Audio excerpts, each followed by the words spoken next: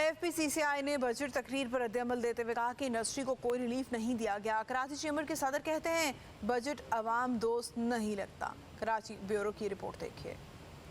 PI کے senior نائب صدر ثاقب فیاض مگو نے بجٹ تقریر پر رد عمل دیتے ہوئے کہا انڈسٹری کو کوئی ریلیف نہیں دیا گیا، ان سیکٹرز پر بھی سیلز ٹیکس لگایا گیا ہے جن پر پہلے ٹیکس نہیں تھا، نئے سیلز ٹیکس سے مہنگائی میں مزید اضافہ ہوگا۔ انڈسٹری کے لیے کوئی پیکیج نہیں دیا گیا جو ہمیں امید تھی، جو انڈسٹری ہے یا جو ٹریڈ ہے اس میں کوئی بینیفٹ حاصل ہوگا، تو میرے خیال میں یہ ٹارگٹ جو ہے وہ اچیویبل نہیں ہے۔ اس کے ساتھ ساتھ جو ایکسپورٹرز کو جو 1% فکس ٹیکس تھا وہ اس میں اس کو نارمل ٹیکس رجیم کے اندر اس کو لے کر آ گئے ہیں۔ میرے خیال میں یہ نہیں کرنا چاہیے تھا، کیونکہ ایکسپورٹر کو ہمیں مزید حوصلہ افزائی کرنے کے بجائے ہم اس کو ڈی مورلائز کر رہے ہیں۔ بزنس مین گروپ کے چیئرمین زبیر موتی والا نے کہا وزیر خزانہ اور وزیر اعظم ہمیشہ ایکسپورٹ بڑھانے کی بات کرتے ہیں، مگر بجٹ میں ایکسپورٹر کو نارمل رجیم میں لانے کی بات کی گئی ہے۔ اس اقدام سے برآمد کنندگان کو مشکلات ہوں گی جس پر حکومت کو نظر ثانی کرنی چاہیے۔ آئی تھنک کہ یہ جو ہے نا یہ موو جو ہے